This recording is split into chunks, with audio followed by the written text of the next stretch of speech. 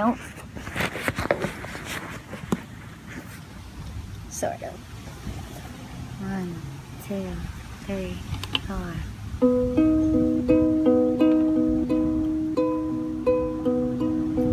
Go your own way, he said. Things will get better in your head, and you can write 10,000 songs without feeling like you belong to anything here.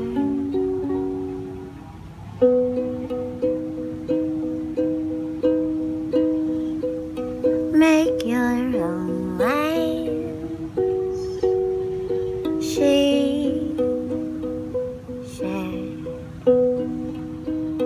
Don't let them know you're scared,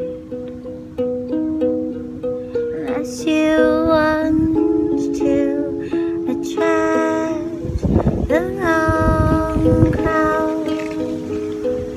Yeah, 'cause they might get loud in your ear with all their needs, but even weeds need a friend, and who's to say they are weeds anyway? Things that grow so easily can't be killed so quickly, and I know you wanted solution to this puzzle in your brain, but it's making me insane trying to figure out how to let you know you're needed, and it's making me insane trying to root out the ways you feel like you've been weeded out in places that don't need you anymore. And I'm keeping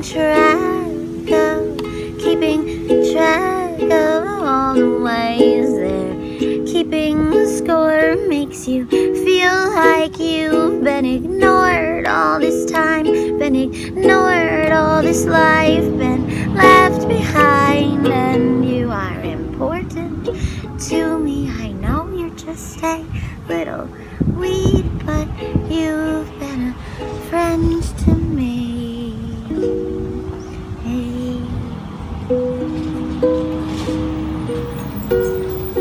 A friend to me.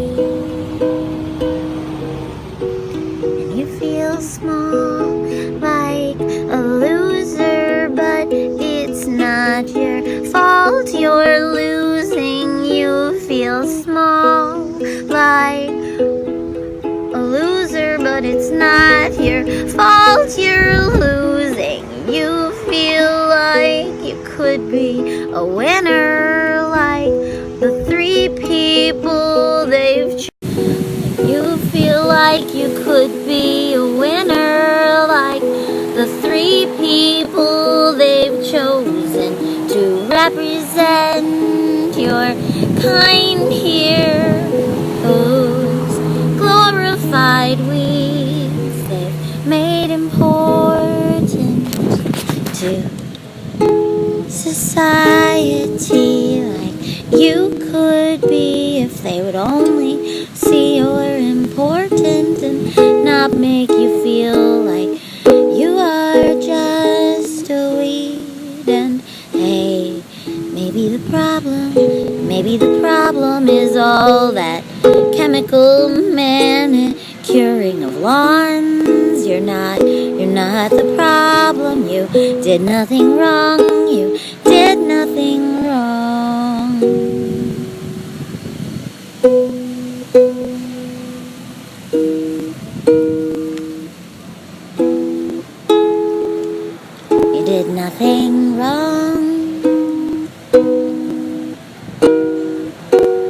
You did nothing wrong, nothing wrong.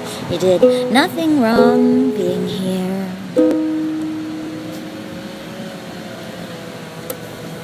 That's the end of a song, but I ran out of video. It's the one sitting in front of the yellow house on a bench. And it's the day after earthwork, like the morning after, back in Grand Haven, looking at Health Hut and being inside my head and being angry that so many creative people feel so lost. But it's just that they can't find their way in a world that doesn't want them. That's not their fault.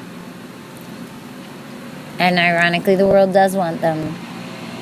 But it wants them poor and fighting and sad.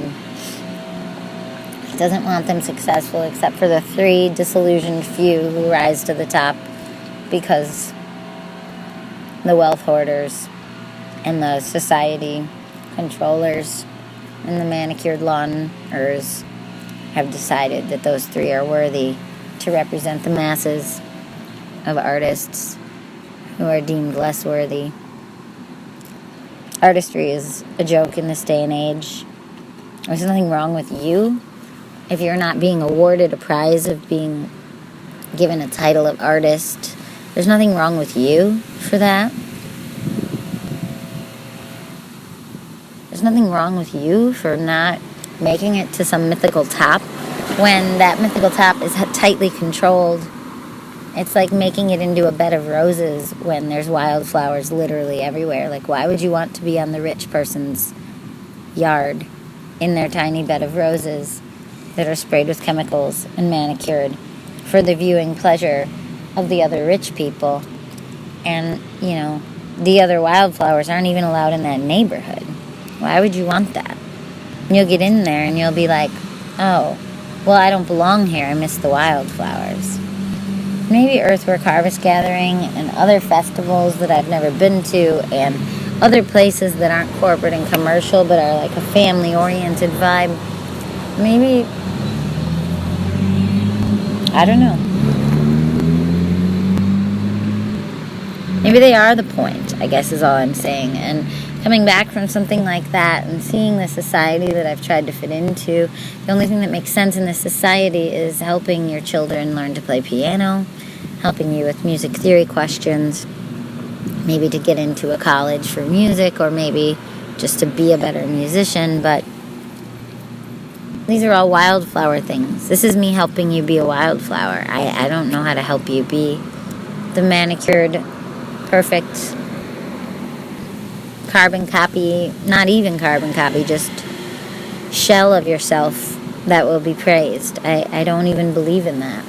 I believe you'll get that and then feel that it's empty, because it is empty, because the wildflower was the thing. So, if you like me, maybe be like me, and just not like me. Don't do it anything like me, but be a wildflower. You already are a wildflower. You already are what you are. So be what you are. Figure it out, but there's nothing to figure out, really. Just stop imitating people. You know? It's literally that simple. And imitation runs as deep as the deepest love you have for anybody. And I was up until a week ago or 2 weeks ago in Iowa imitating people simply because I loved them to the depths of my inner bone marrow. Like, I loved certain people so much that I was pressuring myself to be like them, even though I so clearly wasn't. That's still imitation. I don't know why I was pressuring myself to be like them. Probably because I was embarrassed to be like me if the thing that I loved most was not like me. But you know what? That's good. That means I'm not a narcissist. The thing I love most is not me. I enjoy being me. It's super crazy fun to go around and do all this, but I am not what I admire most in this world. And I won't tell you the qualities I admire most, because that's for me. And I've probably told you in a different video anyway, but my heart just aches at how many years I wasted accidentally hiding my own light because I was trying to imitate someone else's light. That's literally the theme of my whole life from about middle elementary school on. Maybe I made it all the way to 5th grade without imitating. I think I did. I think it was 6th grade where I started to get a little poisoned. But, you know, that's not my fault either. Society's hard, social circles are weird. Wanting to fit in is normal and natural. Wanting people to like you is natural. And if you just don't belong and you can't find your people, it's probably going to be painful. But don't give up. I'm one of those people who just never found my people, to the point that I thought I didn't have people. And still to this day, having found some people that might be my people, I still question it. I question it down to the depths of my soul, because how are they my people if I don't act like them? How are they my people if we have almost nothing in common? Just my 4 bandmates even. We have certain qualities very much in common, but the ways we've lived our lives, the shells of what we appear like, there's so many qualities that are so different among even just the 4 of us. And then our friends, one layer out, and I don't know. And if people don't love you back, even though you love them, say you're born into a family or born into a friend group, that it feels like you admire them, but they don't admire your qualities, then, get a second opinion. Find another circle too. Because I'm not saying abandon the other people. Maybe they just don't know how to love you. Maybe you've put yourself down and made yourself so small that they don't even see the bigness that is you. Maybe they don't know how to love what you are because they don't even understand what you are. So make yourself more clear. Make it more easy for them to see who you are. And then if they really still don't love you, they truly might not be your people, or they might just be jerks, which that is a reality in the world. So be you, be the fullness of you, and if people don't understand and they ask questions, explain it to them. But if people don't understand and they dislike you for it, then try not to focus on them, because that's a painful way to live the rest of your life. I don't know. Be a wildflower. Don't worry about the world. I know that's a luxury position, but I believe in it pretty wholeheartedly. Even being at a music festival all weekend is still the world. There were people there who were so incredibly different from me. There were people who maybe are more aware of the exteriors of things than me, like how they dress, maybe fashion and clothes are part of their art, and I feel sometimes small and abnormal, maybe insecure, but not really insecure. That's the wrong words for it. I just feel like it's another community I don't belong in as much. Like if I see the people who maybe go to music fest versus play in them, like sometimes I see a lot of culture that is not a culture I relate to. I don't go to fests, and there's hula hooping, and there's certain clothes that look a certain way that are very cute and cool and weird and funky, and I don't really have that. It's not that I don't have that look like I couldn't have it, I just don't vibe with it, or I don't have an interest in cultivating it. And but I appreciate that they do, and I respect that that's a patch of wildflowers, it's there's no reason for me to put anything down that doesn't make sense to me or that isn't what I relate to. What would be the value in that? I just don't see what the value would be in me finding the most. I don't know. It's the same way I hope that I can float around the world, not seeing anybody else doing what I'm doing, stopping and talking to themselves in public and making up songs all over this farm where this music festival was, back in my hometown. Like, I don't see people doing this. I didn't see it literally once this weekend. I didn't see anyone doing it of the hundreds and hundreds of people at this music festival. I didn't see anyone else walking around with a... There's one person who was close. I did see her with a notebook and a guitar, and I love her very much, and our souls have a lot of similarities, and she snuck off into the woods and did things, and I won't say her name, or maybe I will. I really like her. Her name's Sierra Sky Baker, and her music is lovely. Anyway, there's a lot of people in the world. If you look too closely at how many people are in the world, you'll feel like the tiniest ant of all, and you won't want to do anything. You'll feel so small that you'll feel insignificant. And I wrote a song about that a long time ago, about like being one leaf on a tree in the forest that goes on for miles, and you're just that one tiny leaf, and what value do you even have? But then it's like, there's another song that I wrote about, and that's on Time in the Sky. I think it's called Fall. And the last line is that it makes a difference if we fall. Like, if all the leaves around you are going to fall because they see the leaf next to them fall, then you are the pebble creating the ripple. And if we all are the pebble creating the ripple, or the leaf starting the falling, maybe falling too soon, I just think we're in a network. We're a web. You don't matter at all, or you matter so infinitely much that it's painful to really think about. And I think that's more the truth. It's the Einstein quote, either everything's a miracle or nothing's a miracle. Either it doesn't matter at all if I fall off the tree, because you're right, you won't see it. You won't see it if one leaf falls off a tree in a ginormous forest. You won't see that one leaf. But that's not how the world works. The world isn't just that one leaf. The world is the network of all the leaves and all the trees. And that one leaf affects the leaf next to it, which affects the leaf next to it, which affects the leaf next to it. So be cautious not to think of yourself as an individual. I think individualism is one of the ways they control us. But I do actually believe it. You're not an individual. You're part of a network, even if you don't see the network. Go be in nature if you really don't see the network. You'll see it in nature. It's there. I talk to trees. I talk to myself. I talk to anything. I talk to the sky. I talk to the grass. I talk to God. I talk to myself. I talk to you.